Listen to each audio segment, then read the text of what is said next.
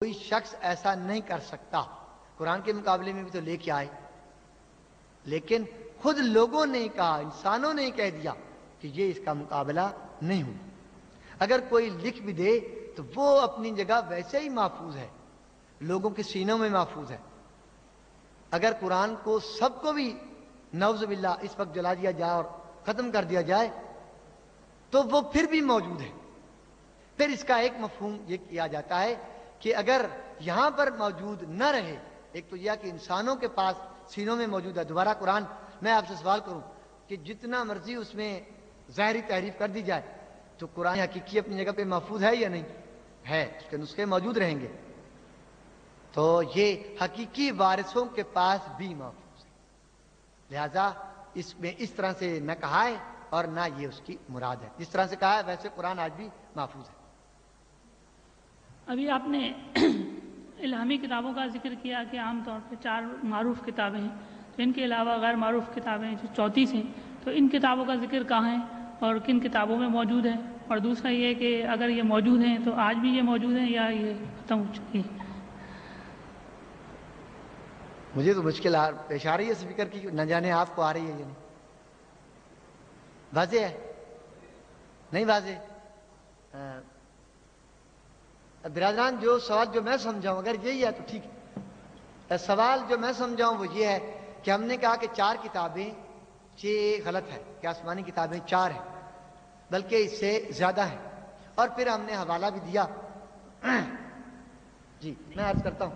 میرا سوال یہ ہے کہ ابھی آپ نے ذکر کیا تھا کہ 4 الہامی کتابیں، تو شاید 4 الہامی کتابیں معروف ہیں، وہ ہر کوئی جانتا ہے، لیکن اس کے علاوہ آپ نے 34 کتابوں کا ذکر کیا کہ یہ 34 کتابیں بھی الہامی کتب ہیں. تو ان کتابوں کا ذکر کہاں ہے اور ہے؟ نہیں سمجھ پا رہا، تھوڑا سا پیچھے ہوں شاید سمجھ آ جائے.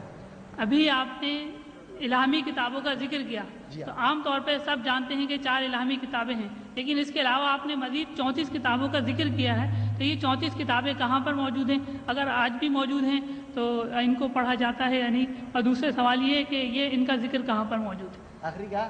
آخر میں کیا؟ ان کا ذکر کہاں موجود ہے، یعنی کس طرح سے ہمیں پتہ چلے کہ یہ کتابیں الہامی کتب ہیں؟ ذکر کہاں ہے؟ جی ذکر کہاں ہے، کس طرح پتہ چلے گا اور کہاں سے اس کی تصدیق ہوگی کہ یہ 34 کتابیں جو ہیں وہ الہامی کتب ہیں؟ جی بسم اللہ. برادران، جو سوال ہے جو میں سمجھاؤں پھر اس سے کہوں گا. سوال یہ ہے کہ کہا کہ یہ 4 کتابوں کے علاوہ اور بھی ہیں، اور پھر ہم نے کہا کہ اسی تورات میں 34 کتابیں اور بھی ہیں، اور اس کا تذکرہ 11 کتابیں اور کا بھی تذکرہ ہے. تو کہا کہ یہ 34 کتابیں کہاں ہیں، آج کل پڑھی جاتی ہیں یا نہیں؟ تو جنہوں نے بائبل کا مطالعہ کیا ہے، یہ بھی ہم لائے تھے اسی لیے کہ ہو سکتا ہے مشکل بنے کہ یہ 34 کتابیں میرے ہاتھ میں ہیں، یہ یہاں پہ موجود ہیں، اس کو پڑھا جاتا ہے. ان کے نام بھی ہم نے کہا کہ کتاب یوشع سے لے کے اور کتاب ملاکی تک یہ میرے بائیں ہاتھ میں موجود ہیں، اور یہ بھی موجود ہیں. یہ پوری دنیا میں پڑھی جاتی ہیں. یہ وہی ہے کہ جس کو اولڈ ٹیسٹامنٹ کہتے ہیں، یہ بائبل کا پہلا حصہ جسے عہد قدیم کہتے ہیں، عہد عتیق کہتے ہیں، اسی کا حصہ ہے جو آج بھی پڑھا جاتا ہے. اور یہ کتابیں کہیں اور نہیں، ہمارے سامنے اور ہمارے ہاتھ میں موجود ہیں. قبلہ، ابھی آپ نے مطلب کتابوں کے بارے میں سوال تھا کہ جو کہ ابھی بتایا ہے، لیکن اس میں آپ نے یہ بھی ذکر کیا ہے کہ اس کا حوالہ قرآن پاک میں بھی ہے اپنی تقریر کے دوران، کہ قرآن کے اندر بھی ان 34 اور 11 کتابوں کا بھی ذکر ہے جو انبیاء اکرام پر آئی ہیں. لیکن قرآن پاک کی وہ کون سی آیات ہیں، یہ کون سا سورہ ہے جس میں اس کا ذکر ہے؟ اور دوسرے یہ کہ ابھی آپ نے اپنی تقریر کے دوران یہ کہا تھا کہ جیسے کہ روایات کے اندر ہے کہ القرآن و سنتی، ہمارے برادران اہل سنت کی کتابوں میں، جبکہ ہمیں یہ مطلب ہے کہ القرآن و اطرتی، لیکن ہمارے برادران اہل سنت کی کتابوں میں بھی جیسے مودت ہے اور دیگر کتابیں ہیں، اس میں بھی یہ تحریر ہے کہ رسول اللہ صلی اللہ علیہ وسلم نے یہی ارشاد فرمایا ہے کہ القرآن و اطرتی. تو آپ نے کہا یہ دونوں چیزیں ایک ہی ہے، تو آپ نے کس مطلب ہے اس سے یہ لیا ہے کہ سنت اور اطرت میں جو ہے کا فرق جو ہے یہ واضح ہے، اور آپ نے اس میں جو فرق جو ہے نکاح بلکہ یہ کہا ہے کہ یہ ایک ہی چیز ہے؟ تو اس کو تھوڑا سا وضاحت کر دیں، مہربانی ہوگی، تاکہ میرے علم میں اضافہ ہو سکے. برادران، انہوں نے جس پہ زیادہ زور دیا، باقی تو بیانی سوال ہیں وہ انشاءاللہ بعد میں ہو جائیں گے، اور وہ قرآن میں شہادتیں بہت ہیں، لیکن جو انہوں نے بات کی میں نے جس جہت سے بات کی وہ ذرا واضح کر دوں۔ ابھی ایک اور بات کروں گا اور وہ اس سے بھی زیادہ پریشانی ہو جائے گی بعض برادران کو، اور وہ پریشانی کی بات نہیں ہے، بلکہ شاید نہ ہو، آپ کو نہ ہو، دوسرے گروہ کو ہو جائے گی۔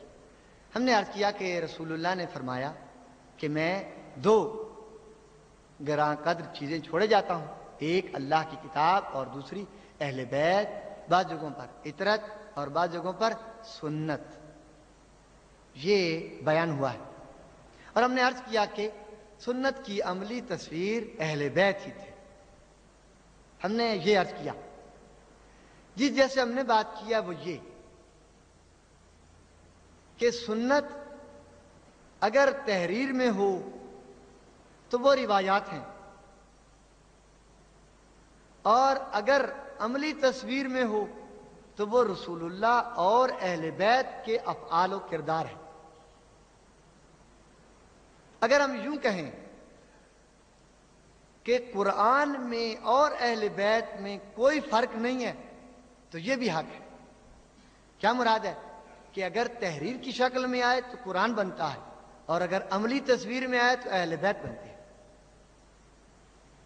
خود کہا، خود فرمایا کہ میں قرآن ناطق ہوں، اور اس کی میں مثال دوں گا کہ جب یہ تحریری قرآن لوگوں نے نیزوں پہ اٹھا لیا تھا اور کہا تھا کہ یہ قرآن ہمارے اور تمہارے درمیان حکم ہے، تو جناب امیر نے فرمایا تھا کہ میں